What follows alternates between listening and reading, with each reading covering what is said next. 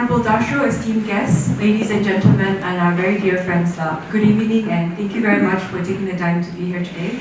On behalf of Bhutan Echoes, I would like to extend my warm welcome to the second edition of the Right Circle series in Bhutan, a literary initiative by the Pravan Khatan Foundation in collaboration with CIE, Bhutan Echoes, our venue partner Thimphu Deluxe Hotel, and media partners Quinsel, Bhutan Today, and Lasula Studios. The event is made possible through the sponsorship of Sheer Cement. It's truly wonderful to see so many of the familiar faces here today again.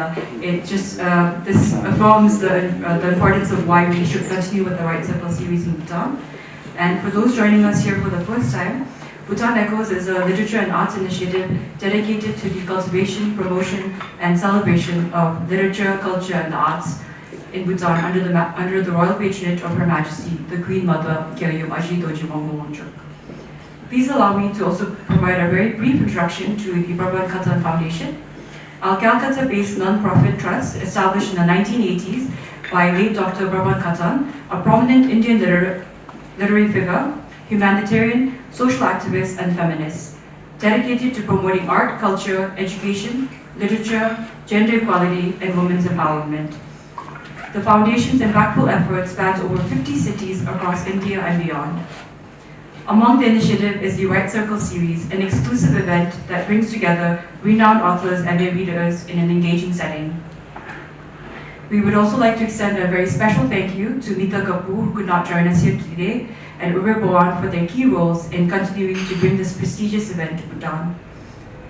We're very excited to welcome our special guest speaker, Rohan Chakravarty. Rohan is not just your average cartoonist and illustrator, he's the mastermind behind green humor.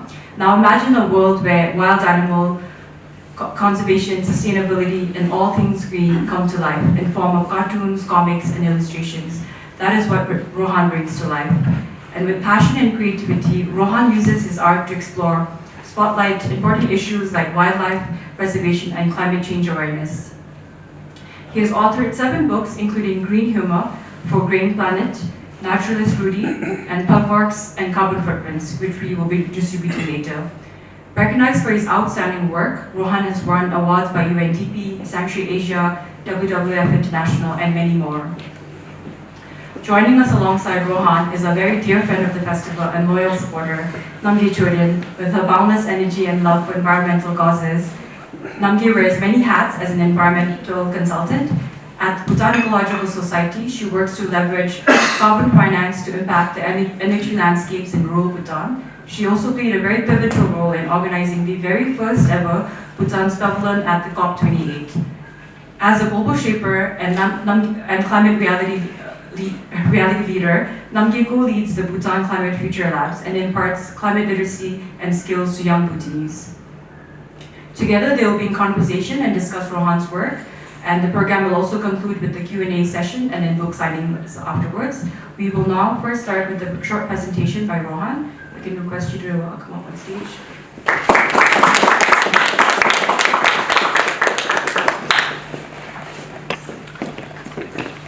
Thanks a lot, Kisu, for the introduction, and thanks for having me here again. This is my 3rd visit to Bhutan, and I'm convinced that even a lifetime is never enough to explore this beautiful country. Because my work is entirely visual, I thought I'll just give you a quick run through of what it is all about, so that none of you is clueless about the discussion that we have later. So, Kuzuzamkula, everyone. There are cartoons from my series that you will be seeing as part of the presentation. So I'll just either leave you to read them or read them myself if they are longer pieces.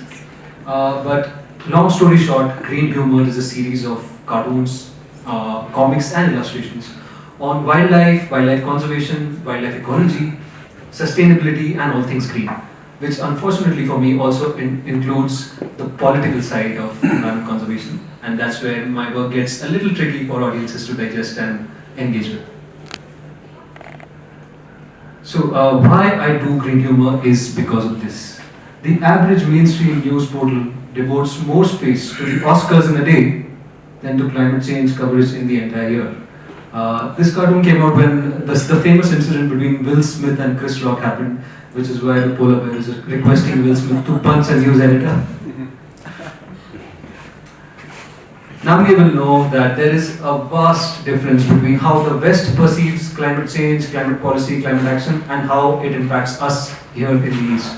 So, thankfully, I've also had the privilege and the honor of joining the last 3 COPs live, live from India, and cartooning for those events, cartooning to summarize the gist of conversations and discussions that happen at COPs in the form of cartoons like these, and take a dig at the global north and their perception of climate change and their lack of understanding of how climate change and climate policy affects our part of the world. I've done cartoons to highlight various issues that concern environment conservation, like deforestation, especially in my country where the tiger is the national animal. Hey, wait a second, I don't remember signing any clearance papers.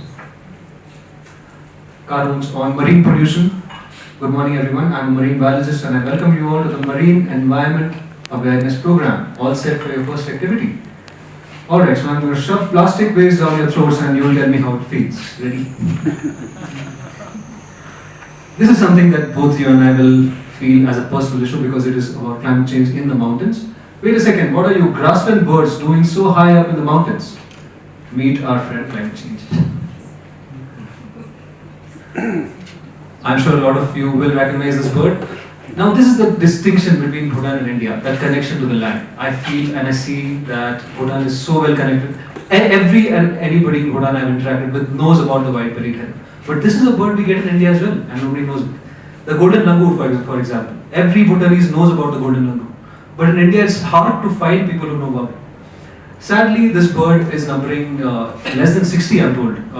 And it is because when I tell people that the white-bellied heron is an indicator of Indo-Bhutan relations, they refuse to believe me. How can a bird be an indicator of Indo-Bhutan relations? And that's because its entire ecology and life is connected to hydropower. And hydropower is affecting the ecology and the existence of this bird. But conservation is very difficult business. It's very difficult work, especially for conservationists. And successes need to be celebrated, which is what I also do through my comics. Here's one of the snow leopard conservation initiatives in Bhutan, where a snow leopard is celebrating the recent success of a 40% increase by wearing the gho. And Bhutan's national bird, the raven, reminds the snow leopard that the gho is missing a belt. So what does the snow leopard do?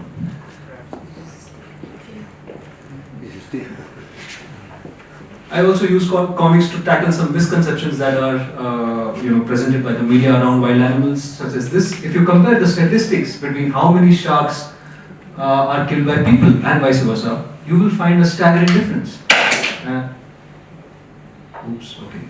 There is a shark spirit somewhere that agrees with me and is making his presence felt. I come from a city that's unofficially called the tiger capital of the world because there are about 8 tiger reserves and more than 200-250 tigers in a 200-kilometer radius of my hometown, Nagpur, bang in the middle of India. And I'm really glad to be sharing this comic with you because it involves a tiger and a takin. And the tiger, much like me, feels that every time it interacts with the Bhutanese, his happiness index touches the roof. This is a little bit about my process. It all begins with simple shapes and fleshing them out. Watching yourself as a cartoonist in the mirror, emoting expressions and then trying to reproduce them on your characters. Practicing gestures, backgrounds, a few rules of how characters and elements are framed within a picture. And then the final product that you see is a colored cartoon that's published. I've done a couple of books, some of which Kiso has already told you about, and pug marks and carbon footprints will be in your hands at the end of this event.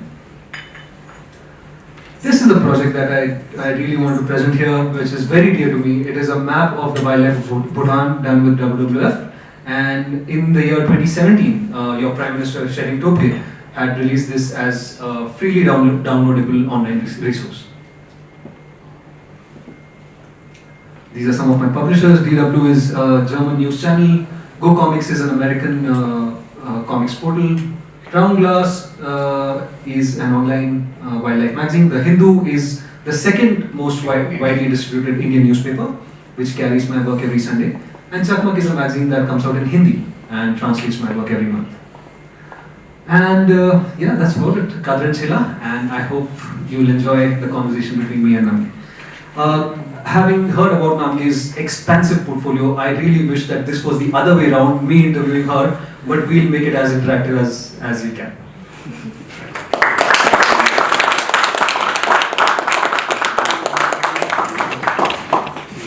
Good evening, ladies and gentlemen.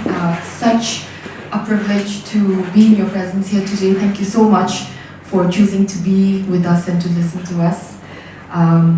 So, Rohan, I think it was a brilliant idea for you to do a presentation and give our audience a glimpse into your vast portfolio. As you said, your work is very visual and it really, really helps set the context. But let us take a few steps back. How did you get here? I want you to think about all the little accidents and the serendipities that put you on a certain career path. I'm also looking back into my own journey as somebody working in the climate space, and we have a lot of young people today who are thinking of perhaps pursuing a similar path. So to inspire them, do tell us, how did you get where you are? I won't use the word inspire. I think I'm very old and redundant to be inspiring young people. But I'll use the analogy of Drupal only and the magic he did to make the takin come alive, right? The story goes that he combined the bodies of a cow and a goat, and that's how the takin was born. So it was a wild experiment, and that's what I did with green humor, combining wildlife and cartooning to create the series. I have to say that my Drupal Kundli was a tigress, because the series was conceived after meeting my first wild tigress. This was during a safari in a place called Nagzira. It's a tiger reserve now, just about 100 kilometers from my home. I was dabbling a lot with cartooning. I was always interested in drawing cartoons, but I really didn't know what to draw about. So I tried my hand at politicians, about celebrities, social issues concerning teenagers, etc., etc. And I never got anywhere. When I saw the tigress, I was also interested in wildlife. I volunteered for an NGO. I did bird walks for kids. I took nature trails for schools. But it was only after meeting the tigers that it struck me that I can maybe combine these two interests of my life and see what comes out of it. So in a way, I have the tigress to thank for me to be here this evening. My Drupal Kundli. And it's been a very long and meandering journey, like the confluence of the Pochu and the Mochu. And I studied to be a dentist, and that's only. I come from a very small town, and I'm sure a lot of you Bhutanese people will relate with me, because the awareness that art can be a career is severely lacking in my part of the world. And even though arts are encouraged as a hobby, nobody really pushes you to take it up as a career. So I just happened to join the rat race because all my friends were getting into either medicine or engineering. I was scared of mathematics, so obviously biology and further streams became the more natural choice. But Nagpur also has really beautiful summers, really beautiful winter mornings, and to get up on such a winter morning only to peep into a rotten mouth is a little hard for an artist. I mean no disrespect to the noble profession of dentistry, it's just not for certain people. And I realized this a little too late. I had to finish the course, but then my interest in animation saved me. I worked at a film studio as an animation designer for 4 years. In those 4 years, I started to develop Green Humor as a series, get publishers for it. And after it was picked up for international syndication in 2014, that's when I gave it all up and plunged into this full time. So I've been a full-time cartoonist doing Green Humor for the last 10 years. I wanted you to bring up the fact that you were actually trained as a dentist, and I think the pivot that you make is so interesting. And what really stood out to me was, being moved by seeing that tiger, and bringing that kind of purpose and meaning into your work really does mean a lot, right? With that, the power of storytelling. Tell me a moment or a couple of moments in your life where you felt that this meant something to you. The fact that you are into this field. because we have all the facts and the figures, and we have a lot of policymakers here in our rooms, in this room, and day in and day out, we know what our problems are. We put out these policy papers, and sometimes it's very frustrating because it feels like nobody is reading it. But as a storyteller, that's different. And I think now we are increasingly realizing that we also need to adopt more of a storyteller's approach. Even Bhutan as a country, there is a very powerful, a very unique and touching story that we have been trying to tell the world of this small, resource-strapped country taking a big step in conservation and being pro-climate. So across all these various strings, the power of storytelling has been so important. And for you as an artist, could you tell us a couple of times in your life, or maybe just one moment, where you really did feel that, okay, this works? Absolutely. One of the examples that comes from the early days of my career in my mind right now is that of civet coffee. I'm not sure how many of you have heard of this phenomenon. It's a grossly overrated kind of coffee that is made out of the seeds that are expelled by the civet cat. And I don't know who invented this. I really curse him or her every day, because it has led to civets being captured illegally, being mistreated in in battery cages, and these are civets that are taken from the wild, from rainforests, and they are force-fed coffee beans. Their natural diet is not coffee beans. They eat birds' eggs, they eat small animals, they even eat a lot of wild fruit. But civets that are used to make civet coffee are captured from the wild, force-fed coffee beans, and that coffee is those seeds are used to make civet coffee, and it is the most expensive brand of coffee in the world. All of Southeast Asian countries do it, and I made a cartoon in which a civet is begging. It delivers a lengthy monologue about how civet coffee is made and how it is illegal, how it is unethical, and at the end of its monologue, it asks for coffee because it is tired of delivering that somewhere.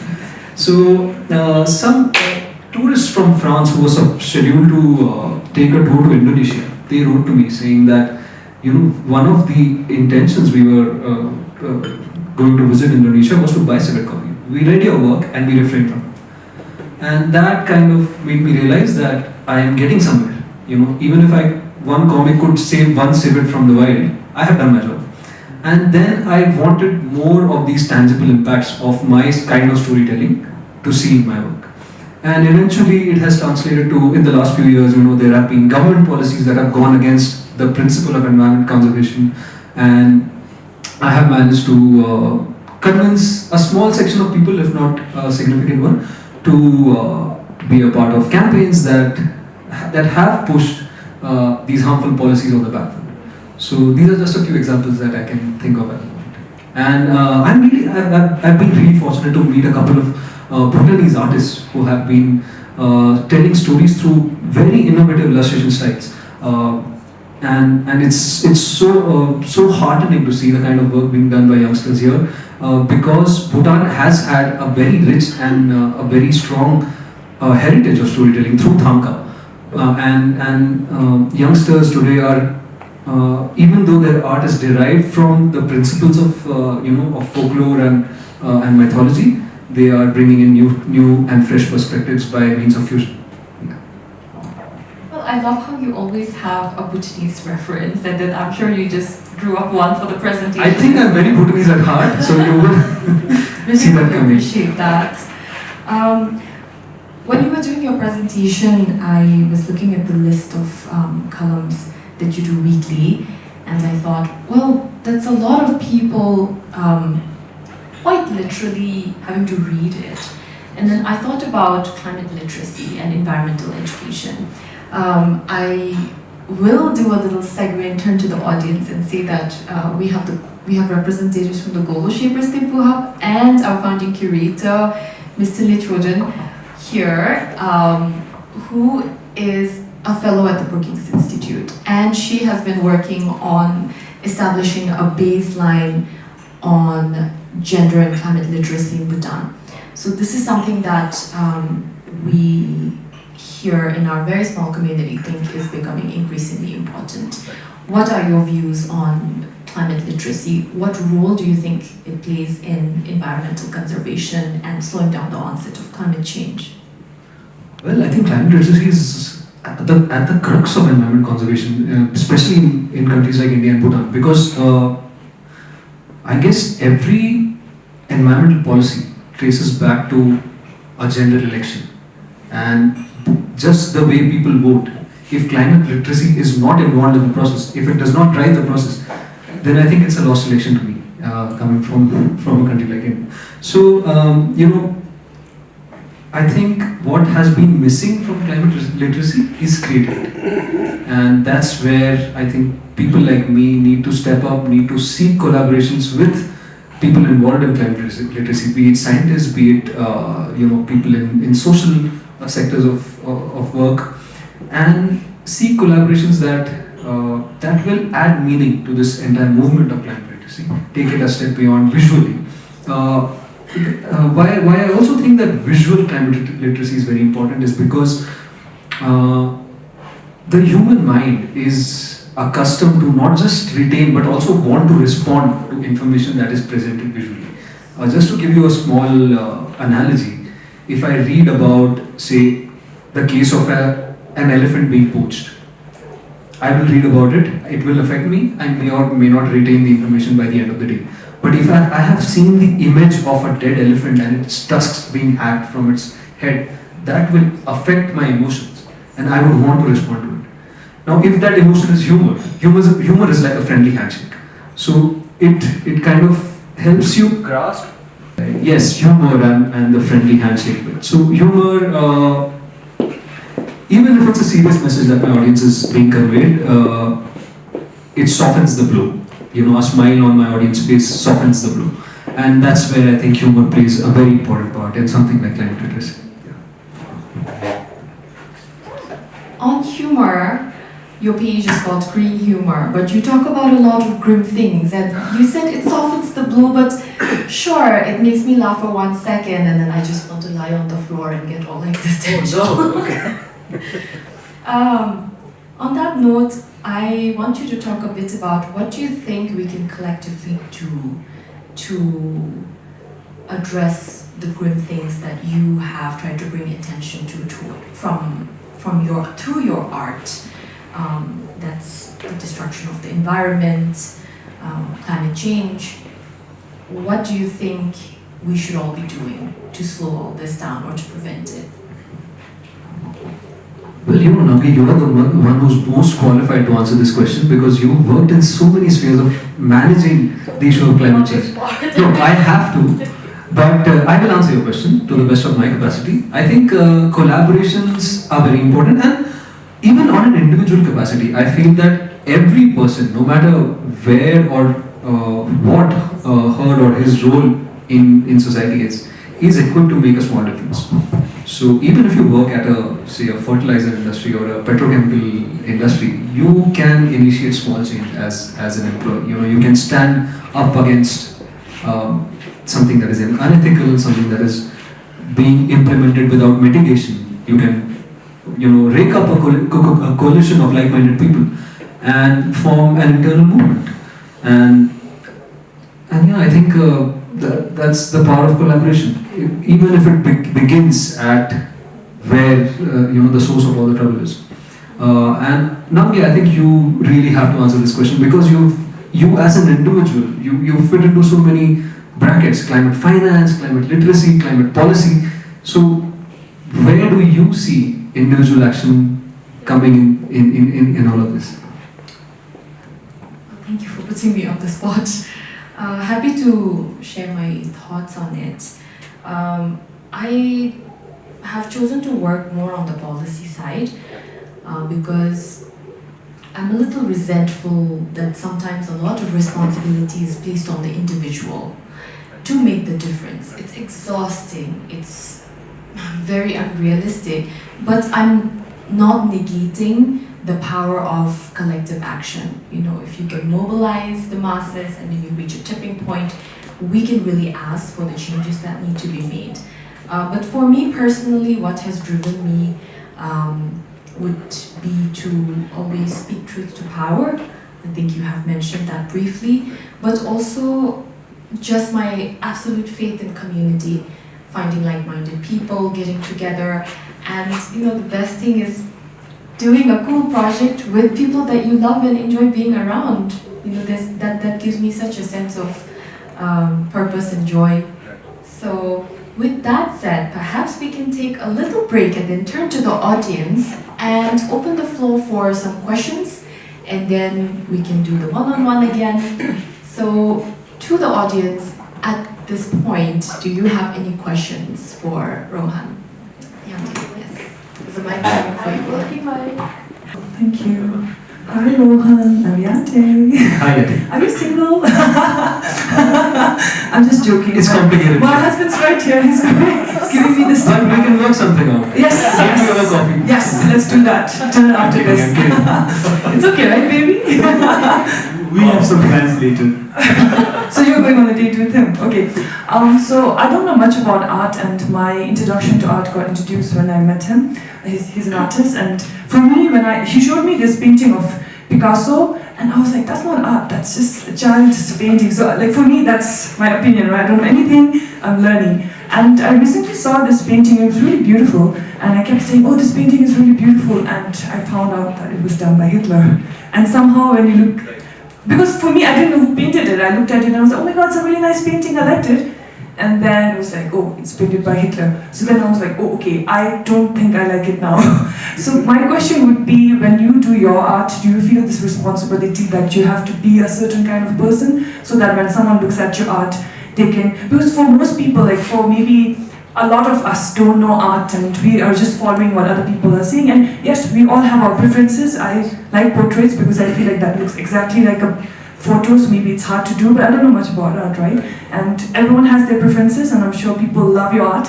But do you feel like you have this responsibility to have to act a certain way? If a scandal comes out, maybe people will turn around and be like, okay, his art was stupid, I knew it, So do you feel that's the question I have? Thank you. I don't know what I said clear or not. It's a really complicated question to answer in 5 minutes, but I'll do my best. Okay. I think the fact that I'm not a genocidal dictator helps that I'm like, I don't have any plans to be one either in the near or the late future. But the kind of art I do is also kind of ingrained in a personal set of ethics, and it's not something I have to work hard on to invoke or to display or to maintain, because it is ingrained. And as long as I know that I won't call myself a good person. I don't think I'm qualified to do that. But as long as my the traits that make me a jerk don't come in the way or don't conflict with the principles that I portray in my art, I don't think that's a problem in any way. Of course, there have been I have faced a lot of issues with the artists I admire. Woody Allen was one such example. I was in love with his comedy. I have read all his books, and then I discovered the controversies, and it really killed my love for his work. But thankfully, I don't think among cartoonists there are many such perpetrators of bad behavior, bad social behavior. So I think cartoonists by nature are simple people. They won't go out of their way to create a scandal or a controversy, and I'd like to believe that I'm one of them. Yeah. Thank you. Rohan, I'll add something to this. The way I interpreted Yandi's question was, how sometimes when you're in this certain field, there are a lot of expectations. Yes. Around, okay, when you fly somewhere, oh, you went to a climate conference, you flew there, how hypocritical. You eat meat, that's terrible for food systems. And I've certainly had to grapple with these questions. Anything from your end on such conundrums? I have a really nasty way of dealing with it. I ask the other person if they have children, and they most often say yes. And I said, there you go, let's not have this conversation, because I don't have children. I know it's a really wrong way of dealing with it, which is why I know cartoons about the issues I want to debate and discuss with my audiences. And I think that's where I think, the question of individuality should not be so big and should not be so, because we in this campaign of environment conservation, we are a mass. As individuals, we can't do anything at a mass scale. And the sooner we realize that we need to be each other's friends, hold each other's hands, and make it a movement, the better it is. I also think the very conception of my series was based on the fact that I draw for myself first and later for my audiences. And it is something that keeps me going creatively, and the environmental message that goes out to my readers is somewhat of a byproduct. So as long as I feel that this is something that drives me on a personal level, I will keep doing it, no matter what kind of criticism I get, or no matter what kind of feedback or questions I receive from my audiences. And I am trolled every day, day in and day out, on my social media. Yeah. And eventually, I call the pangolin my spirit animal, because the pangolin has a scale of armor, and every time there's a controversy, I can just roll into a ball feeling like a pangolin. And that's how I go about my work. Yeah. All right. One more question from the audience. Yes, in the back. Hello, my name is Ugen. I'm an illustrator. I go by my name Home-Based Illustrator. There's one question that I would like to ask you. While going through your slides, I came across the process part. Right. That's what strikes me, and for me, that's the most interesting thing. So, I just want to know, when you work on certain projects, what are your thought processes? To be precise, how do you know which issue is important? Because globally, there are lots and lots of climate issues related to environment. Right. Now, I don't think we can cover the whole issues in one single hour or in a book. Yeah. Now, there will be some times when you have to go and choose, put a pin on which is important, and which part of the issue you want to bring it out, and through your art you want to tell the story.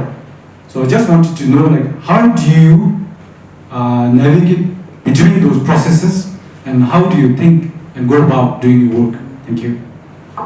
You're so right, okay. Not every topic that is current, not every topic that is controversial can be covered in creative work, because creative work also takes time, it takes research, it takes homework to get right. And this is something I grapple with a lot, because I have a weekly column, 2 weekly columns, 1 fortnightly column. That's a lot of work to do. That's a lot of research to do. And that's where I think making the motive of your series personal really helps, because I choose to draw what appeals to me the most, what affects me the most. Mostly these are topics that are dreary, that put me to sleep, and that I perceive as so important that even though they are putting me to sleep, I would want my audience to engage with them. So that's the principle on which I operate. So if there's a news piece that I have read about, if there is a social angle to it, even if it is an environmental story, if there is a social angle to it, I would see the opportunity to connect the dots in a way that my audience feels that they are a part of the web of which this issue is affecting. Right? And that is what I would like to portray. This is something the media fails to do, because I use my father as an example. He's a businessman, and he very rarely would read about something like climate change in a newspaper. He would just skip the piece and go to the next political or the news item concerning a celebrity or a sportsman. But there was a book I did called Making Friends with Snakes. It was a children's book about identifying venomous snakes and preventing snake bites. India has a lot of snake bite cases because a lot of children live in and around cultivation. And it was a very simple picture book, a comic book lasting 20 pages. And it was the first such book that my father actually took the trouble of reading. And that kind of reinforced the power of comics in my heart. And yeah, that's the ethic I aspire to follow. I'm glad that the audience brought up the work aspect of it, the process. You did also share that you have a lot of trolls.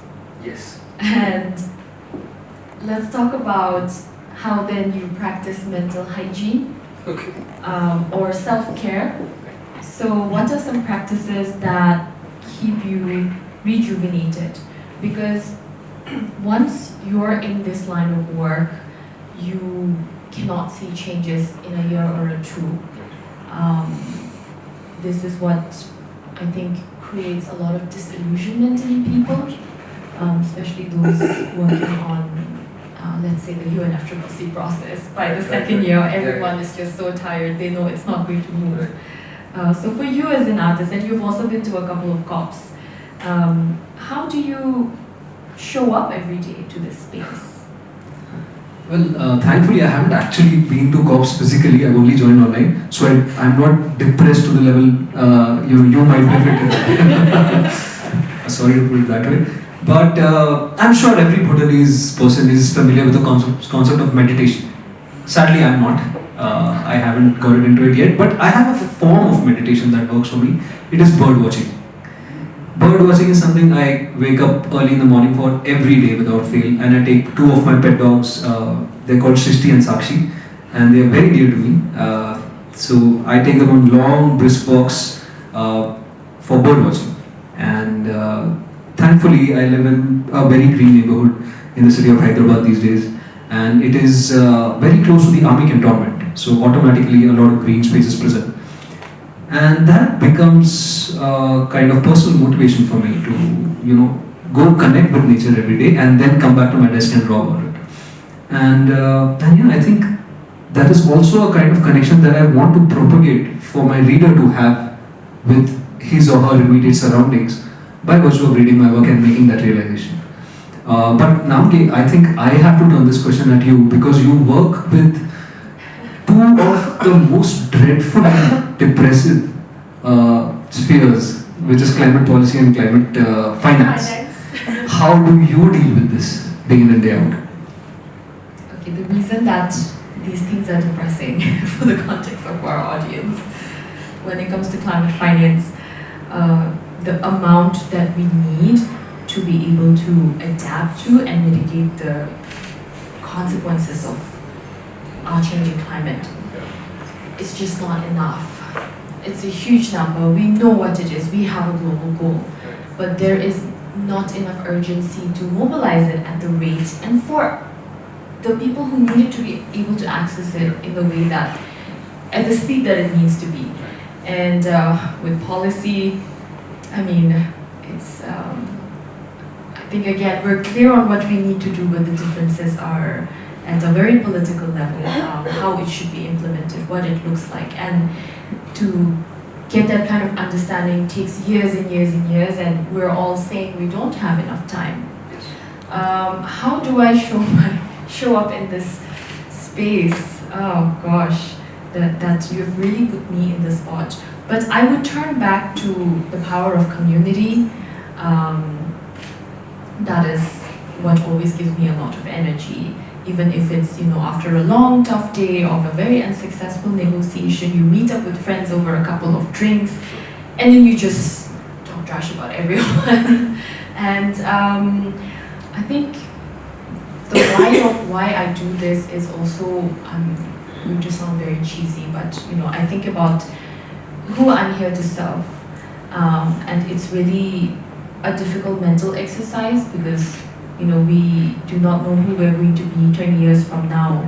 Forget about the future generation, but to keep thinking about, there are some people we do not see them now, but what I'm doing right now is going to matter to them someday. Just meditating on that is very, very important. Yeah. But on that Other than friends and alcohol. other than friends and alcohol, but maybe we don't put that out in the book. I was reminded of this particular anecdote that I heard when you were talking about how you really have to, like how you were talking about your father not being able to read about climate in the newspaper, and how do you bring attention to that? In the UK, there is a very radical group of people who are fighting to slow down the onset of climate change, and they do very, very disruptive things, and they face a lot of criticism. But I was listening to someone who said that, well, how do we know whether that's a good thing or a bad thing? Because when there are outrageous things like that, this person goes to their barber, and then their barber kind of hears about it in the news, and then they're saying, hey, you know, these people did this terrible thing, but what is climate change? How's that going to impact me? And then that is a way to open up a new line of conversation, you know. So just wanted to share that with you. I just remembered. Nami, this also brings me to another question, because you spoke about political status quos that prevent actual action from happening despite the commitments being made, right? I'm sure people among your friends and family use 1.5 degrees as a joke on you, right? So no, what my question was. Okay. So now you're questioning me. Yes, totally. Bhutan is seen as an ideal by many countries, including India. But does Bhutan look at itself as an ideal? Are there any flaws beneath the glossy surface of, gross national happiness? Should we open up the floor at this point?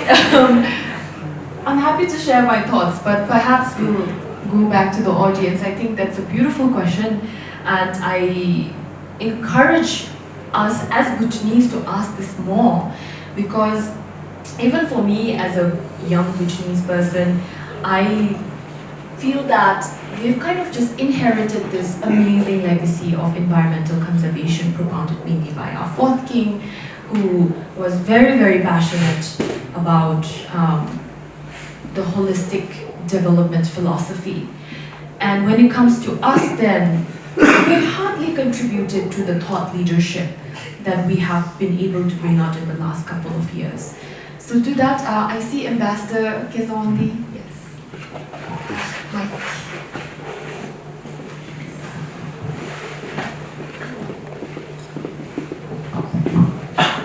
Thank you. Good evening. Before I come and put you a good question, let me first of all, I'm sure I'm speaking the minds of everybody in this room, thanking the organizers for having this very, very interesting discussion that's happening as we've just crossed the threshold of the 1.5 degrees Celsius within a couple of years. So this is really warming up. But before I go to that, let me also thank Ms. Kitso for bringing us here, putting this together. Thank you very much. First of all, may I compliment you for coming here, and you are going to be my favorite person now, because It's such an honor. Thank for three reasons. First of all, you're a dentist. I cannot forget everything that you You cannot change your birth marks. And I say this because, thank God, I'm very healthy, but I have more crowns in my mouth than the British monarchy. And the second, you are associated with Tinkle. Some people do not know about this. It's such a underrated, publication, and the pearls of wisdom in that comic book. Thank you very much for that. And and most of all, you are a conservationist. And just to introduce myself, I'm associated with some wonderful projects where Bhutan puts its money where the mouth is. In the sense that I'm associated first of all with the snowman race, which is talking about climate action, where swathes of the Himalayan region, the cultures that are vanishing because of the glacier retreat and so on. Then also I'm also involved with the Trust Fund for Environment Conservation, the first trust fund initiated by His Majesty, the monarchs. And I think thereafter, of course, many followers have come up from Mesoamerica, in Africa, and few in Asia. And we contribute probably close to a little over $1 million self-generated funds for conservation. So Bhutan is trying to say here that what we mean, and we say what we mean both ways. So this is what we are doing very, very seriously about it. I am very struck by the question that you posed about the white-bellied heron and the hydropod. I think there's a censorship here in this room. Just in time. I'm going to share my mind. I assure you that we are international transparency index is very high. There's no censorship. Let me put it this way. So you talked about hydropower and the white-bellied heron, issue, and both Bhutan and India, being friends, are jointly responsible for the situation. So the question I pose here is also, where is the Madhya mark? Where is the middle path? In that, does this need to be a binary question? Do you want hydropower or make a choice? One. Two is, again, back to COP28.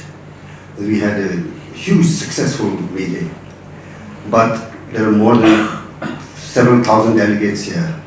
The jet fuel they consume was equivalent to perhaps few countries like Vanuatu and Bhutan's many years of carbon footprint. Right. Do we need COP28 or do we need conservation? Do we need WBH, white-bellied heron, or hydropower? So the question is, where is this point, where is the Madhya mark are you thinking about in your presentation, that does this need to be a mutually exclusive affair? Because if you present this as a binary choice, then our temperature is going to go more than 1.5. I think I've asked more than I should be asking. Thank you. Sir, I want to ask you and go back to something I mentioned earlier in the course of this conversation. As a nasty trait of me, I'm going to ask you if you have children. Sure. Do you have children? Yes. Wonderful. Okay. So what I'm getting at is that why I recognize this as a mistake on my part to, treat criticism like that is also because I feel that a parent is far better equipped to make a difference in the climate change movement than somebody like me who does not have children, because a parent is thinking 3 generations beyond himself or herself. I am just thinking about my lifetime, So, and I'm glad you threw these questions at me, sir. I don't think I'm equipped to find a solution through cartoons about the problems I am discussing, but it is meant as a means of discussion. It is meant as a means of engaging people in a discourse that they do not bother engaging themselves with. Neither does the media, at least the mainstream media. And it is only by means of engagement and discussions that new channels will open, that new ways of joining hands will be figured out. Taking the instance of hydropower, which is in question right now, it's not just the white-bellied heron that is suffering at the hands of a dam. It is every community that is residing downstream, and these are human beings, right? So we need to figure out mitigation not just for the heron, but also for people living downstream and being at the risk of losing everything from livelihoods to their own health to the prospect of their generations, making an existence. So definitely, if all of this is at stake, especially in a seismically fragile landscape like Bhutan or all through the Himalayas, then it is definitely not the answer to power problems or economic problems. There has to be mitigation, there have to be alternatives. What those means of mitigation alternatives are, I don't know. I'm only a cartoonist. But if I can engage people with the right kind of communication for brighter minds than me to come together, then I guess I am doing a small job somewhere in this entire movement. What are your thoughts on it? Thank you. Sorry, Nandi. I just wanted to, you may feel that I'm ducking the question because I was going to ask a question to you when you pose another one about what are the shady parts of gross national happiness. I didn't use that word. What word did you use? I was just curious. Yeah. Sure, I just wanted to say that it's a very, very important question to ask. Many people think Bhutan, this is my perspective, think it's a land of happiness. I think this is a little issue of understanding. We are very serious with happiness.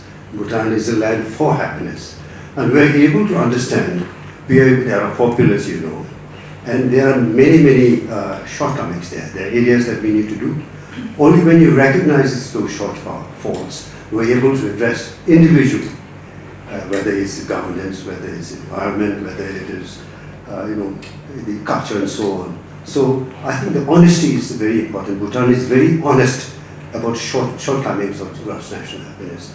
if you think that everything is okay, then it's not happiness. So what I would like to say is, Bhutan is very serious about happiness, and we would like to say that we are working towards a happy society, happy country.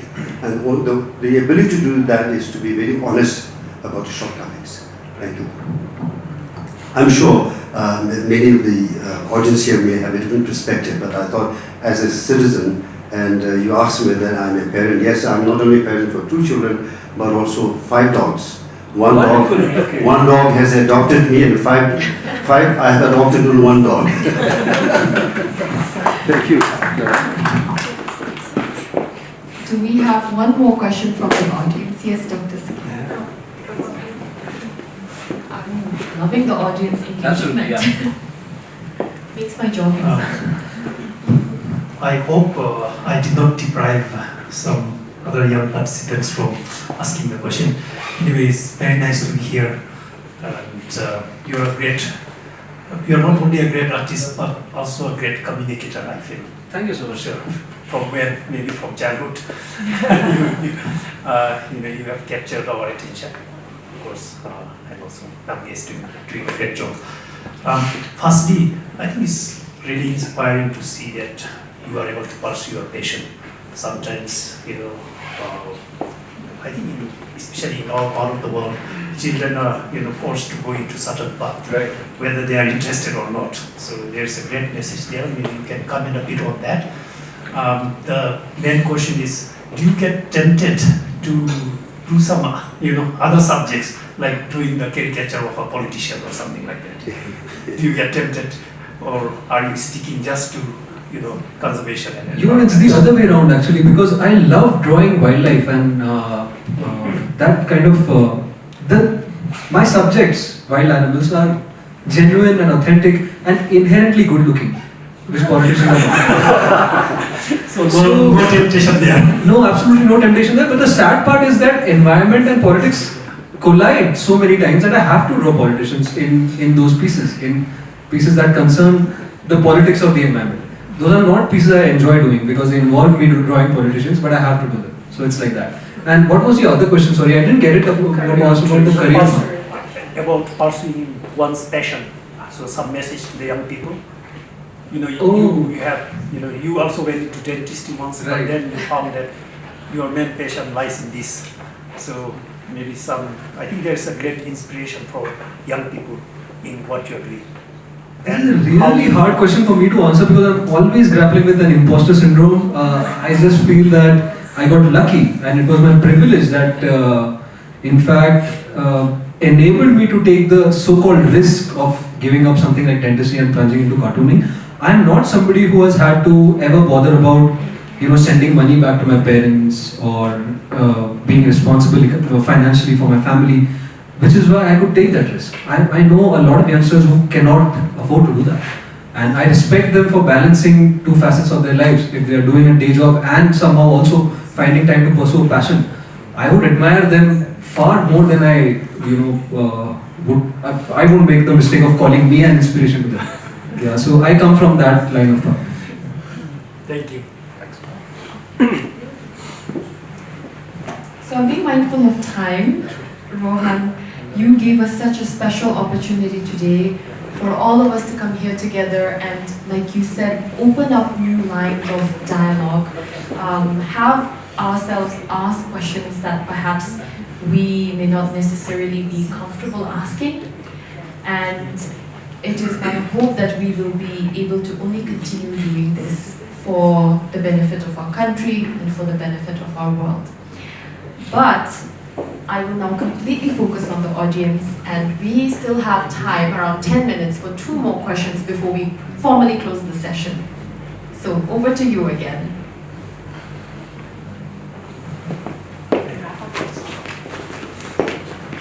I see no raised hands. Can I ask Namgi a question? A very quick question.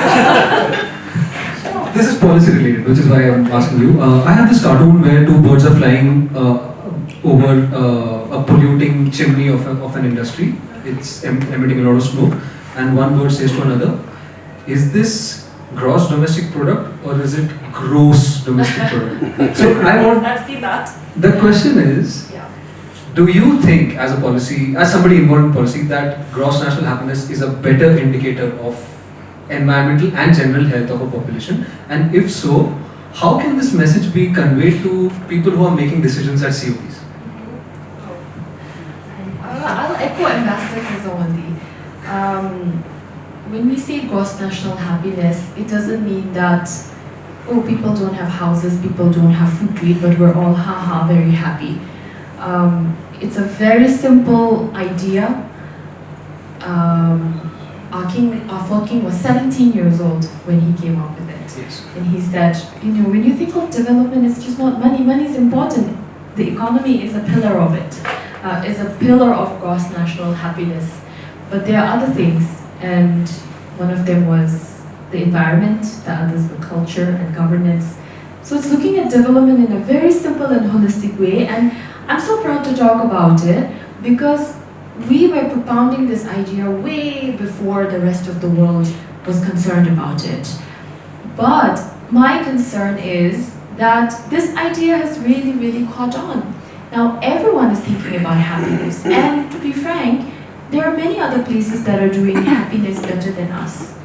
So something that I want all of us to think about is what kind of new thought leadership does Bhutan have to bring to this conversation?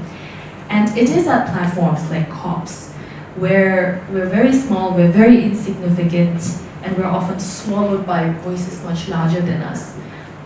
We still have a lot to contribute. We have an incredible story to tell. What are we going to do about this opportunity? So if there are no further questions... Can I just ask a silly one? Okay, and this one, please. Are you going to embarrass me again? No, embarrass you. Dude, I'm trying to flirt with you. That's always welcome. Yeah. So a lot of, in Bollywood now what's happening is they're making a lot of biopics on athletes and sportsmen and politicians. And politicians. And yeah, a lot of Very biopics. worrying biopics. Yes. So with the track that you're on right now, hopefully someday you'll be like a legendary cartoonist. No. And if ever an actor was supposed to play you, who would you choose? Would be the question. Who would you like to put you in a Bollywood movie about you? Would be my silly question. I don't think there would be any actor who would sign up to the role of sitting at a drawing desk and drawing all day.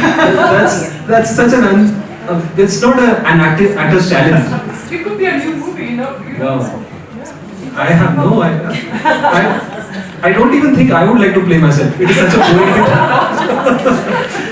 Yeah, and frankly, I don't see a biopic on me ever being made, no matter how famous I get, because my work asks political questions. Nobody wants to, engage with that kind of thing. Do you have time?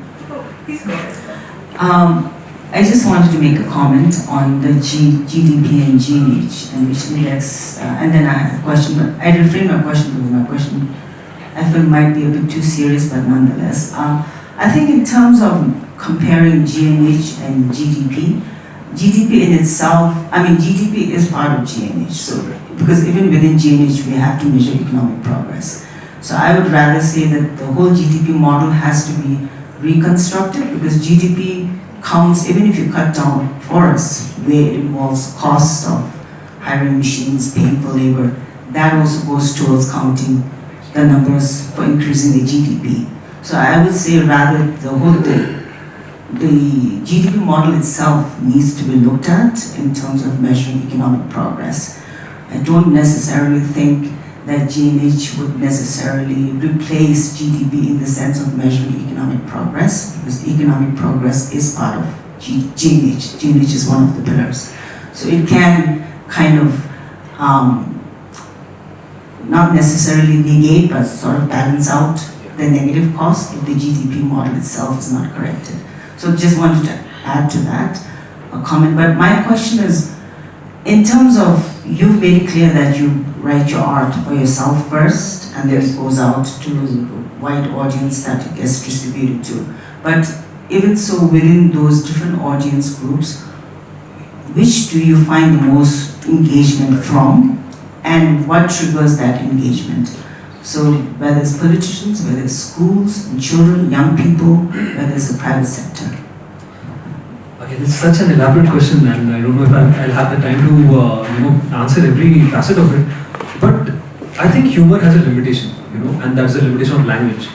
And I think as a creative communicator, the challenge is to overcome that limitation and make your art as accessible to as many minds as you can. So I think somebody in my line of work who has been doing this kind of work for a while, it becomes really important to experiment. Experiment in the sense that humor is not something that is also limited just to language. Humor can also be very visual. So I have done books that are silent stories, that are only visual, that do not need somebody to engage with language to be able to engage with the story. For example, there is a wordless comic book about an elephant that loses track of its family and then reconnects with it after encountering several threats that elephants face in India, such as railway lines, such as deforested segments of land, industries, polluted water bodies, etc. And navigating through all of these, it finds its way back to its family. And that kind of becomes a very endearing means of engagement for a young child to be reading about all these problems that a baby elephant is going through in the process of reconnecting with a lost family. And this is also a coloring book. As you read these comics, you color them. That becomes another level of engagement. So I think the more creative ways you find to engage with different kinds of audiences, the more expansive your portfolio gets, the more difference it starts to make. So most of my readers who write back to me with feedback are people who read the newspapers, because newspapers reach far more households than social media can, than other means of communication can. And I really cherish that kind of engagement, because people in the who read newspapers, and I work in the newspapers, they are the ones who are making the trouble to analyze my work. They are the ones who are they also offer criticism sometimes, which I take it in stride because it helps me improve my work. It is always criticism that is constructive, not somebody on social media with an iPhone saying that I'm stupid and I deserve to die. That happens a lot, and that's where I have to be a pangolin and curl up into a ball of armor. But it is people who read, who take the trouble of reading and analyzing, even if it's not something that involves reading language, even if it's reading just visuals, it is a kind of analysis. And I cherish the feedback of those people far more than somebody on social media or somebody who's just swiped through a comic and in a fleeting way and scrolled over to the next post.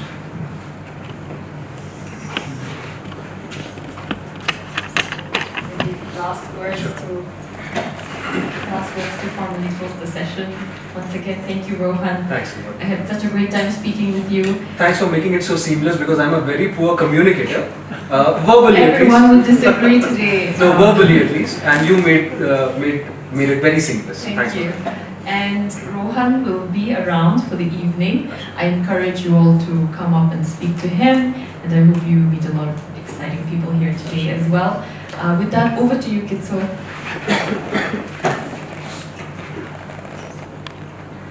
Rohan and Namgye, thank you so much for a very stimulating session. Your exchange of ideas and all the questions from the audience has given us much to ponder.